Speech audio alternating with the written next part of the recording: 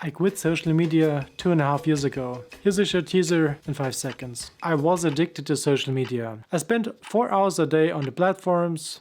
I wasn't able to resist and made me miserable. Plot twist, I deleted all the social media apps. Since then I'm happy and always zen. Not quite, but you get what I mean. There's more to it. In the following I'll explain why I quit social media, how it changed my life and what I learned. And probably motivate you to also think about giving yourself a break from social media. By the way, my name is Yves, I'm from Germany, and on this channel I talk about the creative process, about productivity, about learning and improving.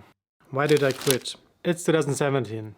I spent around 4 hours a day on social media. I follow the new fashion trends on Instagram and watch travel photos of my friends and what they had for breakfast. At any moment I take out my phone of my pocket to see if I got any new likes on my latest Instagram post. On Facebook I read the newest newspaper articles and spend hours on discussions about why electric cars are the new thing and cars with combustion engines a thing of the past. Man, it's so embarrassing and pathetic to looking back. Using social media extensively felt natural and I never gave it a second thought. This time I'm in my last year of my economics master's degree and started writing my thesis. My workload is getting astronomical. I was also really into learning languages. I was obsessed with improving my English and Russian and had like 5 to 10 language exchange sessions per week. I also exercised a lot. It's so obvious today, but it wasn't back then. There's the saying, oftentimes we love the worst part of us, and it was definitely the case for me. I loved using social media. At some point I realized that I have to change something as time was ticking away and I'm making like zero progress.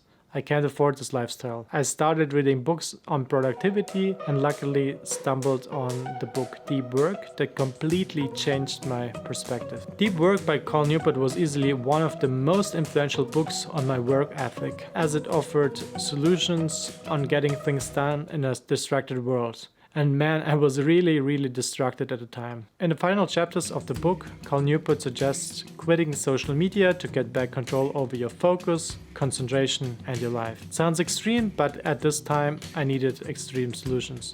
A rule of thumb I used to make a decision: is this time on social media well spent? Would I pay somebody else to do the same? And my answer was no. What is your answer? So I deleted Facebook, Twitter and Snapchat around 4 years ago. 2.5 years ago I deleted Instagram from my phone. By the way, I do not count YouTube and the messenger WhatsApp as social media. What I learned. Have all my problems been solved by quitting social media? No, but it was a big step in the right direction. It's not like your day gets a 4-hour block of extra time. It's fragmented and could look like getting 24 10-minute chunks instead. And it can be hard to use those shorter chunks intentionally. There are some obvious positive side effects you experience after quitting social media. Better sleep as you have less blue screens before bedtime, mental clarity because multitasking is a myth, and you have less rapid task switching which kills your productivity, enjoying the moments when traveling as I don't have to take 200 pictures to be able to post 2 perfect photos on Instagram, less toxicity and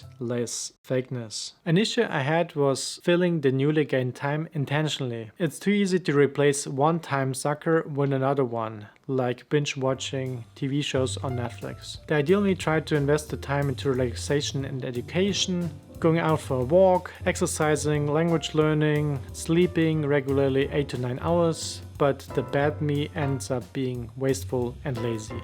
The first weeks and months were really hard. I felt like an addict who needs his dose of stimuli. Relapsing felt highly probable at any time. It felt like that and it feels like that because social media is highly addictive. If we look into the research, our behavior and the symptoms that we experience when using social media are very similar to people who consume alcohol, cigarettes and drugs. Social media companies like Facebook spend big money to build systems that keep us engaged and hooked, to expand the duration we spend on the platforms. Those systems are even developed to exploit weaknesses in the human psyche. evil, right? All of that is based on a dopamine-driven behavioral pattern that researchers also call the dopamine loop. Basically, with every notification, our body releases dopamine, and that leads to positive emotions. And we start to even expect positive feedback and validation from others. If we don't get the positive feedback from others, our self-esteem shrinks and we feel bad. It's like in those experiments with rats. We want to pull the trigger to get a small dose of cocaine. If you start your own journey to fight back your social media and dopamine addiction, take realistic expectations. It really takes time. To eliminate or to reduce the probability of relapsing soon, in my case, I deleted my Facebook account permanently. In the case of Instagram and Snapchat, I just deleted them from the phone. The idea, the harder it is to access the app, the easier it is to resist the urge. Build a strategy that can stand your weakest version. I mean the one with zero discipline. In my case, it's impossible for me to rely on discipline if I'm stressed, tired, or hungry.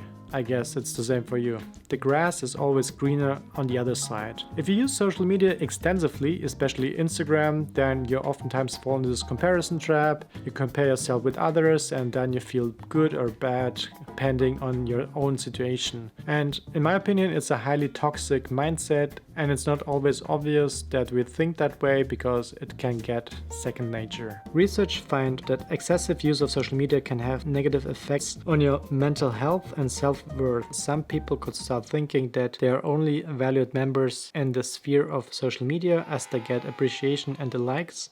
We are becoming more of some ideal character we want to be and less of who we really are. Definitely not good. The reactions of friends were mixed. For example, all of the hundreds of social media friends they did not even notice. Friends from the real life, they did not care, or they thought probably that it's a strange measure, and overall the reactions were neutral. If you're going to delete your social media accounts, I would say do not care too much what others think, as it's your choice, your time, and your life. Do I regret it? After deleting social media, I missed probably many posts from friends where they share where they were and what they experienced. But normally friends will tell you and you will catch up soon. Overall, I don't miss social media at all, and I'm so happy that I'm off the hook. I recently listened to a Lex Fridman podcast. He kind of said like quitting social media is the easy way out, and a more balanced approach could be using social media intentionally, like 1 hour a day or something like that, and use willpower and discipline to get it managed. But kind of it doesn't feel very natural to me, and I don't know if I want to use willpower to get it done, as I have no unlimited willpower to do that. Kinda like with potato chips, you cannot just eat one and it's done. Now, as I started my YouTube channel, I'm thinking about getting back on some social media channels, but we will see. Take action. If you're showing signs of social media addiction, or you're using social media extensively every day for over 4 hours, then probably a break could be the right thing for you as well. Start small, like 1 hour in airplane mode, and if you're more ambitious, you could go for 1 day or maybe even for a 30-day challenge. Please let me know in the comments if you have a balanced way how to use social media, or even you're considering quitting it as well. Final thoughts. Ask yourself, is the time on social media well spent? Now it's your turn to decide.